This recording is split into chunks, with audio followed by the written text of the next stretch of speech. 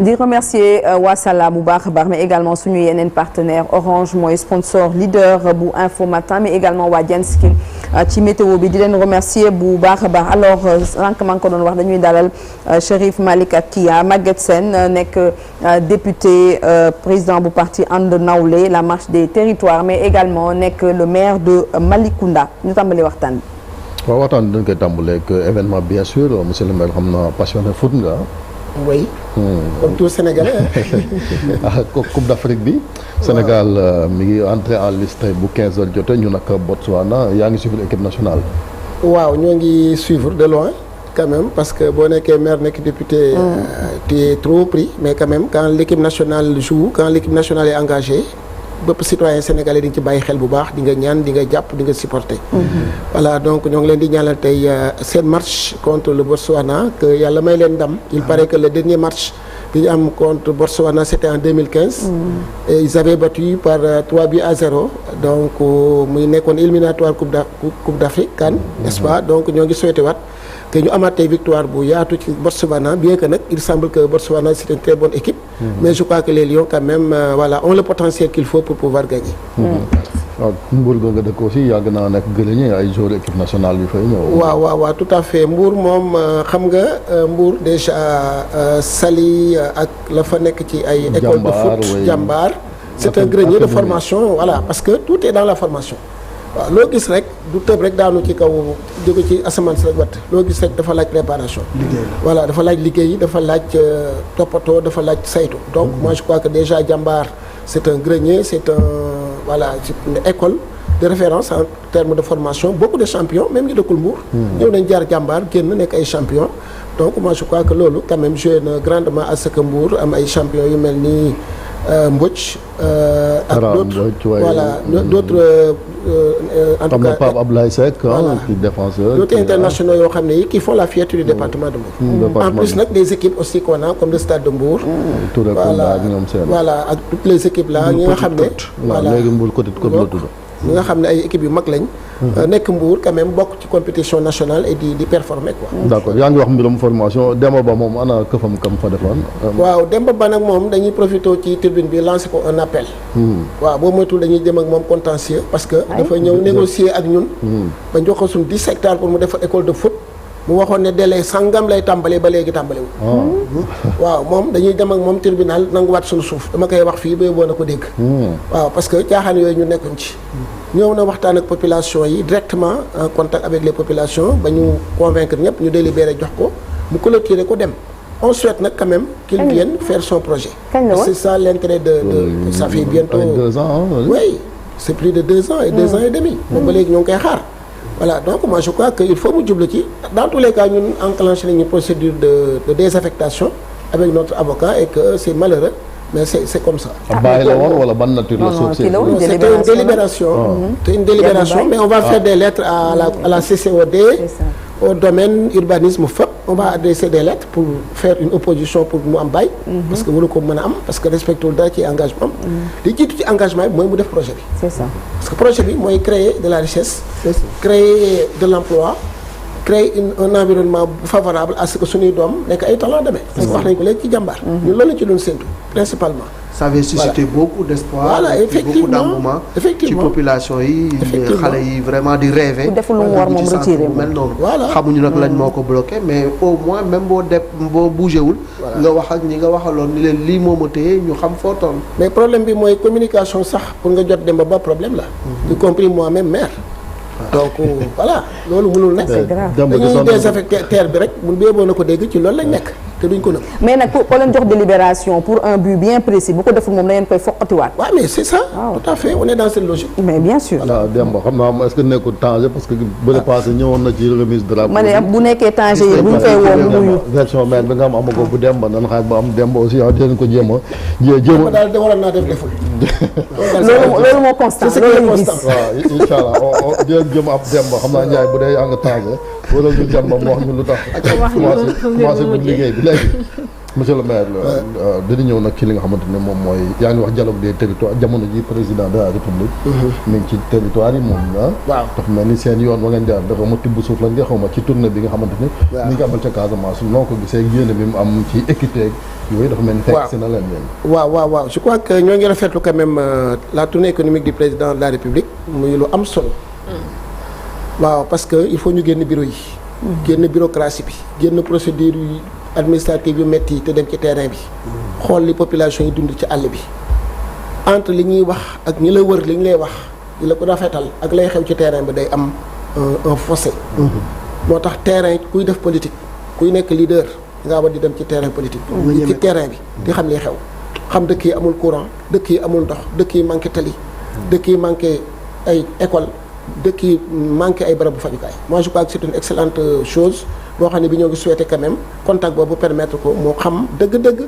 réalité yi xew ci territoire yi mun indi ci ay solution lu tax bi ñu yàggee wax mbiram équité nag ba léegi mu des c'est vrai que état ñu ngi defi effort ci ay infrastructures sociaux de base mais on constate que ba léegi difficulté yaa ngi fi lu tax loolu waaw loolu nag mooy ñun sunu fondement sunu vision c'est-à-dire ñun dañoo jàpp ne indépendance ba tey façon bi ñuy dérouler action publique fii ba 50 ans ci kanam yi ma tudd léegi du ñu fayu ndax 1960 bi ñu amee indépendance ba tey boo doon xayma li ñu nattal ministère de la santé pour mu tabax ci ay hôpital tabax ci ay poste de santé nga xam ne mooy besoin primaire bi boo ko doon xayma ay mat na ay junniy milliards te ba tey jii dama koy citer toujours en exemple ay communes la plupart des communes yi nekk ci àll bi amuñu accès à ce soin à ce service de santé damay jël exemple commune Ndiéné Lagane démb laa toog ak maire bi qui est membre de notre parti mais benn poste de santé la am il a 30 villages benn poste de santé 30 villages di ko séddoo xam nga doon naa ko wax ci gaawaan nga xam ne samay mbokk fa lañ dëkk ñaari poste de santé lañ am benn bi moo fonctionnel beneen bi sax c'est en chantier boo demee dans le sud foofu c'est encore plus grave da ngay gis benn arrondissement lëmm am benn poste de santé am benn forage waaw arrondissement bi dina am ñetti commune bu nekk dina am 50 villages muy 150 villages ñuy séddoo benn poste de santé ci wàllu courant bi tamit pareil boo demee ay dëkk yu mel ni Médina Yoro Foulah mais amuñu 15% d'accès à l'électricité Médina Yoro Foulah département bi yëpp da ngay gis benn commune toute une commune dëkk ba chef lieu maanaam hôtel de ville bi siège commune bi rek mooy am courant yeneen village yëpp benn du ci am courant donc y a un problème d'équité territoriale le monde rural souffre li ko indi nag mooy dañuy jël koppar yi di ko def foo xam ne fañ ko def baax na mais mënoon nañu koo def fu gën a baax man jàpp naa ne koppar yi ñuy jël di ko jox ministère yi ñu war koo jëlee Dakar yóbbu ko ci àll bi loolu moo tax ba tey jii services sociaux de base atteindre guñ ko ministère de la santé indépendance ba tey ba doon dajale li ñu ko jox ci milliards ay junniy milliards la te taxul communes yi ba léegi accès à des postes de santé nga xam ne mooy besoin primaire bi ñu am ko mais damay joxe exemple toujours ma ne leen commune u Sénégal yi 557 communes la 45 départements boo ci boolee Dakar muy 46 mais en termes de collectivité territoriale c'est 45 départements muy 602 collectivités territoriales boo leen joxoon ku nekk 1 milliard par année c'est 600 milliards sur un budget de 7000 milliards mais 1 milliard par année sax bari na jëlal moitié milliard rek 500 millions nga séddale ko ci 600 collectivités territoriales mais 300 milliards la 300 milliards mais ministère collectivité territoriale budget bi 250 milliards la donc jël 300 milliards ren par exemple communes yi 124 milliards lañ leen dégleel 124 milliards yoo xam ne 70 milliards yi mooy directement ci communes yi la ca des ay Promoville ay PNDL lañ ko jox mais au total c'est 124 milliards mais boo jëloon ministère de la santé lañ fa programmé ci tabax ay postes de santé nga jël lañ programmé ci ay écoles ay salles de classe dañ ko programmé ci ministère de l'éducation nga dem ci ministère de l'hydraulique nga xool lañ fa programmé ci ay infrastructures hydrauliques nga dem ci Sénélec ak ci ministère même de l'énergie lañ fa prévoir ci yóbbu courant ci àll bi nga dajale fonds yooyu boo ko doolee ci 124 milliards yi mais di nga am 300 milliards 300 milliards dina tax chaque commune am 500 millions par année mais xoolal commune Mbadakhoune wala commune Kayar wala commune Gawane bi ma la tuddal nga jox ko 500 millions par année ne ko ren damaa bëgg 500 millions yi ma la jox ren. nga def ci nga tabax ci ay postes de santé. ça change. mais 500 millions tabax na 10 postes de santé de 50 millions benn commune boo amoon benn poste de santé ci benn année mu am 10 postes de santé xoolal boobu accès au service de santé. maanaam daal koppar yi ñu jël centraliser ko ci ministère yi da nga jàpp ni. c'est pas efficace. bu ñu ko joxoon maire yi ñoom ñi nga xam ne ñoom ñoo xam réalité terrain bi. ñoom ñooy gën a efficacité. nga am ci droit de regard di ko surveiller ba xam ni ñu koy exécuter. Un maire ou bien une commune fait un poste de santé plus rapidement et plus efficacement que l'État.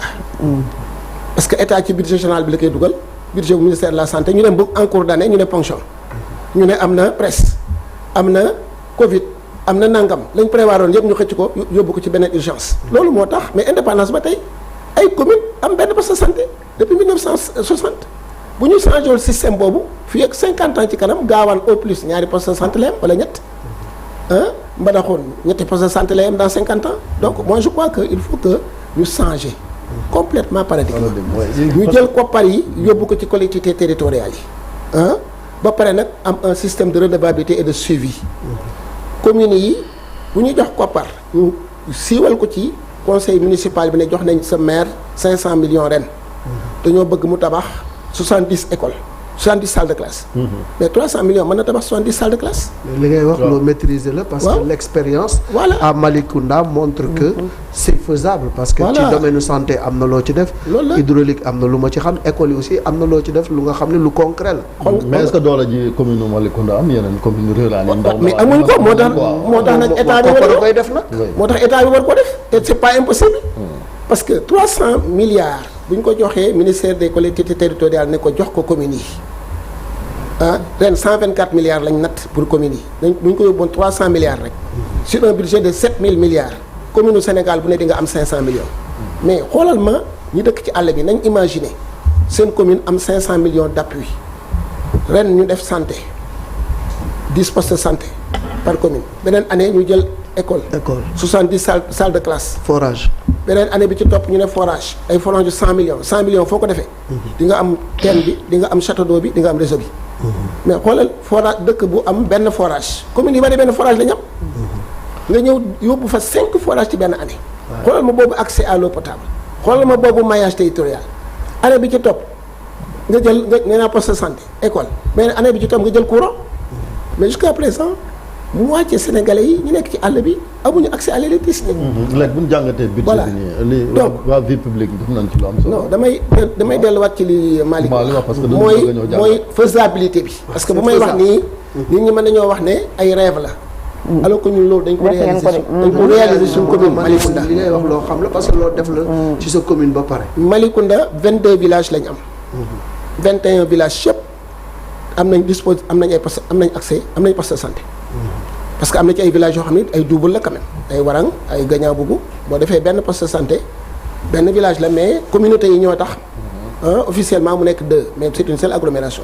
donc boo xoolee 22 villages yi 21 yi am na poste de santé kon mën na nekk là où Gawane a un poste de santé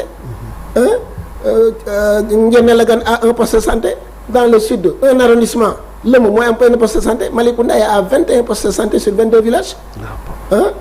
man bi ma nekkee maire ak léegi j'ai construit 4 forages. bi ci mujj mooy. Fandane voilà Fandane bi Amadou Ba ñëwoon inauguré. Ngogom ak Saas Taaxum suñ ci maa daan séeréer et pël 4 forages ak ay yeneen teen yu ma def yoo xam ne yii lépp ci hydraulique la. donc c'est possible. c'est possible waaw voilà nañu jël koppar yi. nga xam ne dañ koy nattal ministère yi. yóbbu ko ci communes yi. waaw moo tax mu bëggoon ñu jàngal budget bi nga xam ne page bi di vie publique ñu Facebook la nekk ils font un excellent travail. lii bi loi de finances initiale bi jàllee ngeen dem marathon budgétaire bi def nañ classement. waaw gis nga ministère yi ku nekk lan la nattal c'est vrai que santé bi nga wax bokkul ci top 10 yi.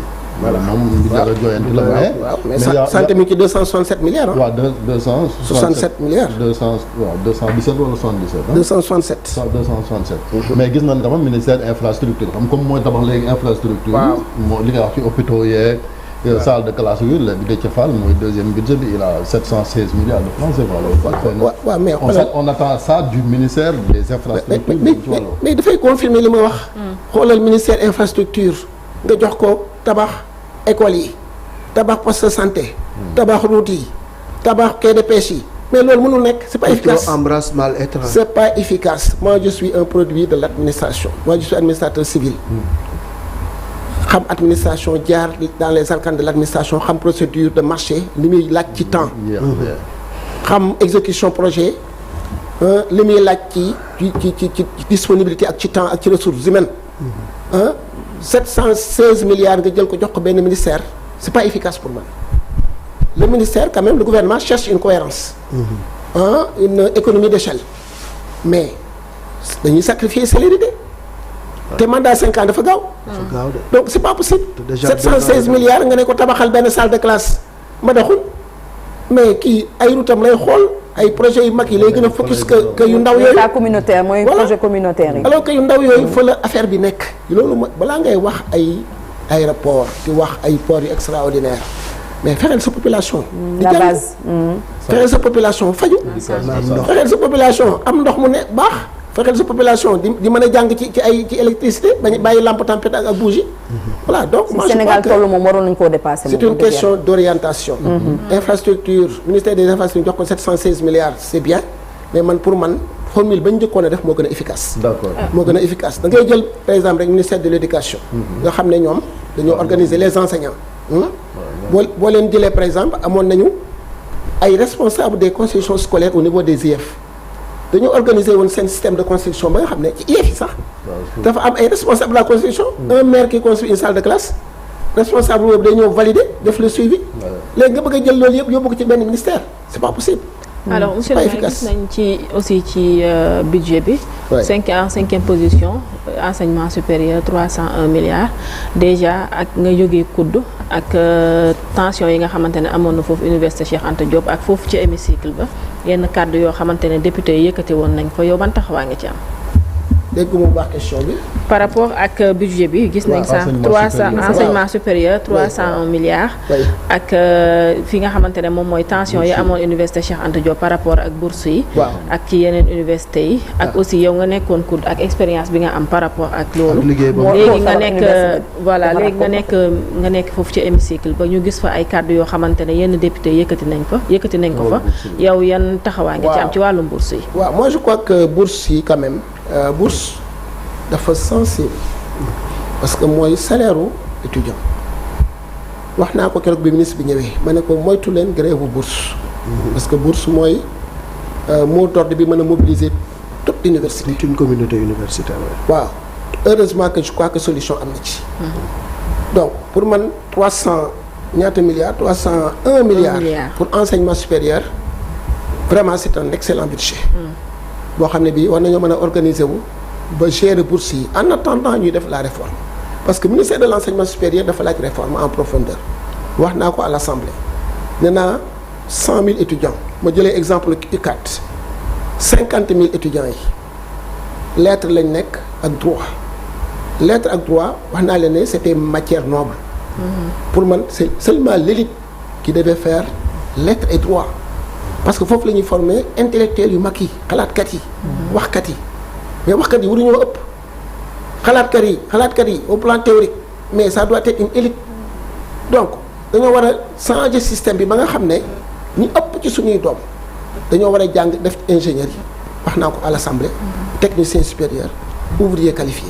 ingénierie dans tous les secteurs ingénierie civile ingénierie technologique ingénierie partout lépp loo xam ne dafa laaj ingénierie chimique.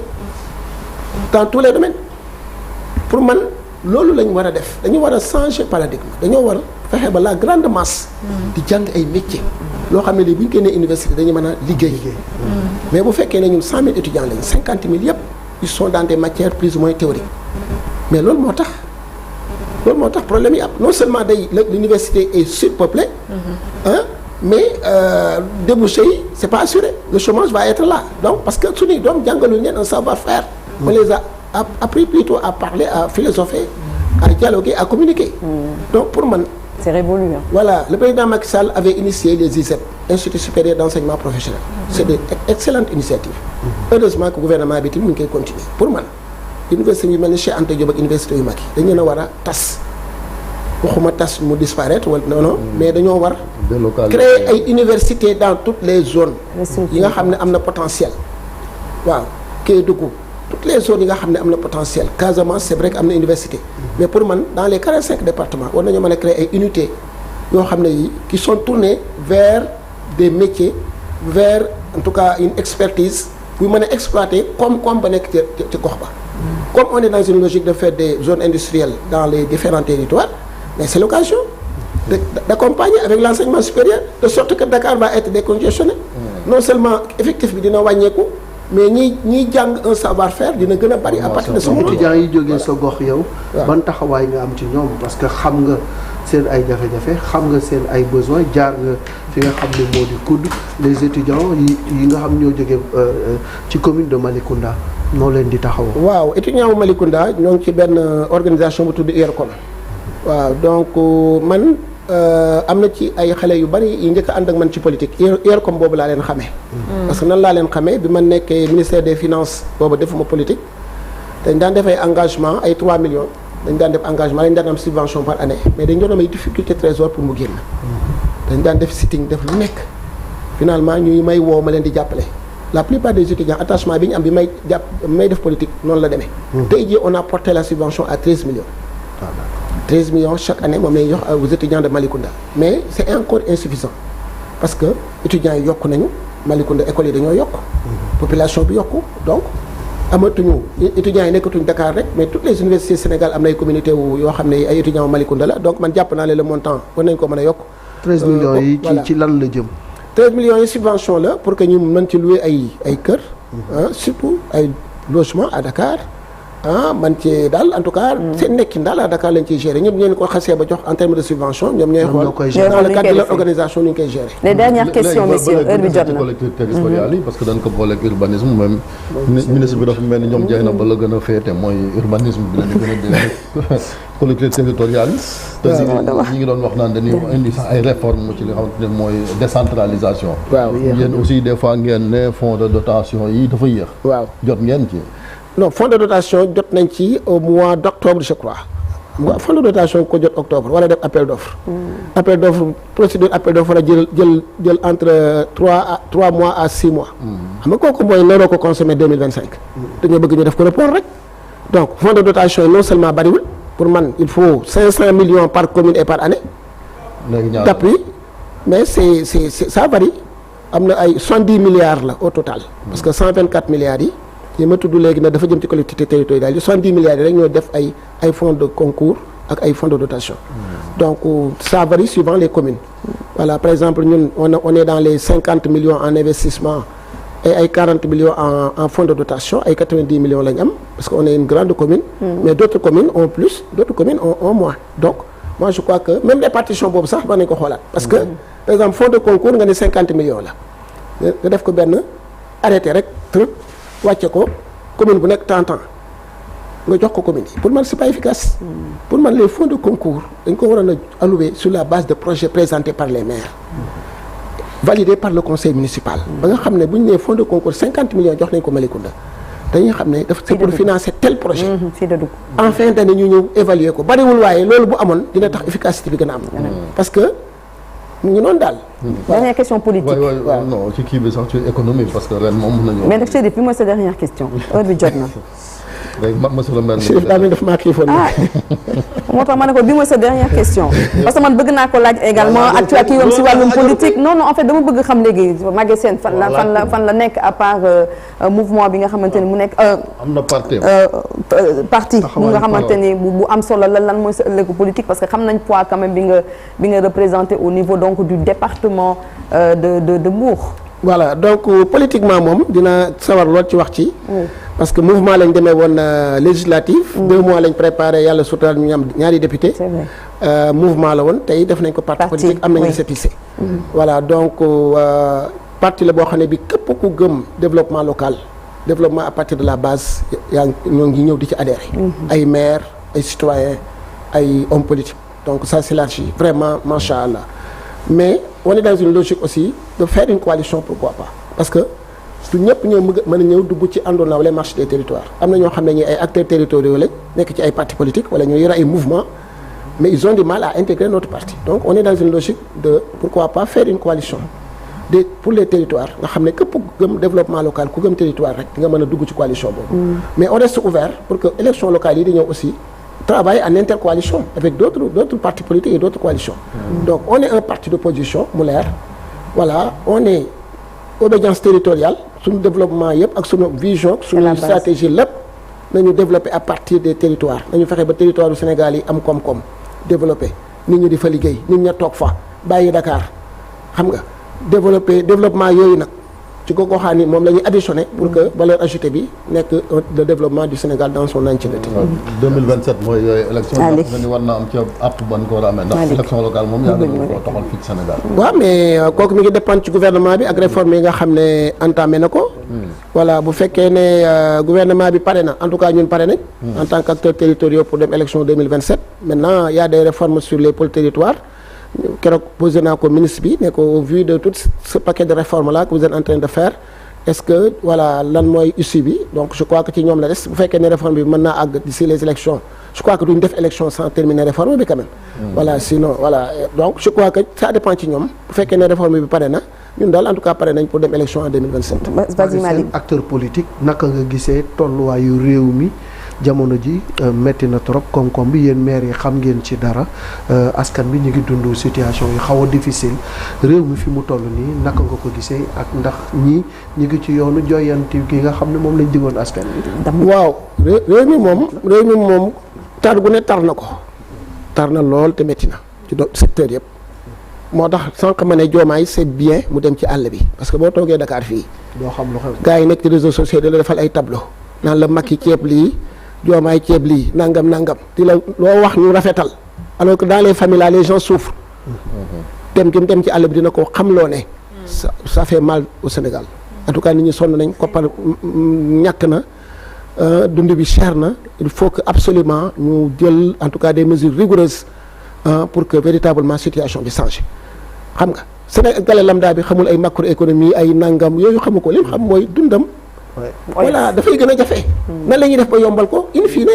loolu la ñuy xaar ci homme politique bi et je crois que loolu en tout cas voyage bi on souhaite vivement que bu ca jógee mu jël ay mesures fortes pour que sénégalais yi gën a nekk ci jàmm. 9h48 fii la ñu yem ak yéen ci info matin wu tey da ngay desandi ak ñun pour tàggoo émission bi donc 8h48. non voilà Chérif non c'est que yow sa question dafa gudd. léegi ñu ñëw. économie danañ waxtaan li kii wax parce que mbiram dem tenir na leen Sénégal. waaw mais 48 jot na. waaye ca posé. sama gerte sama xarit la ok posé. non mais parce que monsieur le ministre des finances nekk ngeen moom pendant un mois coowal dette bi nga xamante ni moo lëmbee réew mi ci atum 2024 bi aussi comment sortir justement de ça parce que mbir restructuration aussi ñu ngi ko fi doon junj FMI ñi ngi xaar mbir ne woon moom it en interne dañuy mëne benn enquête seen biir waaw dette bi moom je crois que lu jafe la nag quand même c'est une situation assez compliquée dans la mesure où Sénégal actuellement chaque mois dina fay 358 milliards pour amortissement dette bi xam nga loolu lu jafe la aussi voilà day xàppe maanaam day jël ci sunuy ressources lu bëree mais ñu naan ay dette cachée dette non cachée moi je crois que FMI kuy jëflante ak moom y compris ñoom bis bu ñu signé un programme ak FMI information yi ñu am yëpp duñ ko jox FMI non parce que FMI ñoom seen système de contrôle c'est tellement contraignant que yow boo leen dee exposé à 100% li ngay def mais doo dem alors que yow tu as besoin de faire des investissements tu as besoin de régler les problèmes du pays donc nekkul ne nag au détail près lépp li nga xam ne da nga koy def nga dem wax ne FMI lii laay def man jàpp naa ne loolu rek moo indi lu ñu naan ay dettes cachées mais dette bi en tant que pays ak bu am trésor am ministre des finances mais les chiffres étaient là comme ni ko Cheikh Omar Diagne waxee xaalis boobu ñu leb ci ay projet la dem ci BRT bi la dem ci TER bi la dem ci autoroute yi la dem président Macky Sall fekk na autoroute bi Diamniadio mu yóbbu ko Touba loolu sa waay du investissement bu ndaw kenn mënu koo def ak ay dërëm donc moi je crois que quand même c'est aller dans des investissements yu am solo pour réew mi maintenant nëbb nañ ko FMI c'était stratégique attendons de voir le programme que Diomaye aura avec le FMI on souhaite qu'il ñu juboo ak FMI mais c'est sûr que mënuñoo dem FMI 2 ans 3 ans te nëbbuñu leen ay information waaw c'est sûr. merci beaucoup Maguette Sène da ngay desandi ak ñun pour ñu daal di tëj émission bi très rapidement la une de l'Observateur de Record ñu ñëw ngeen ci météo bi nag laata ñuy laal li basang yi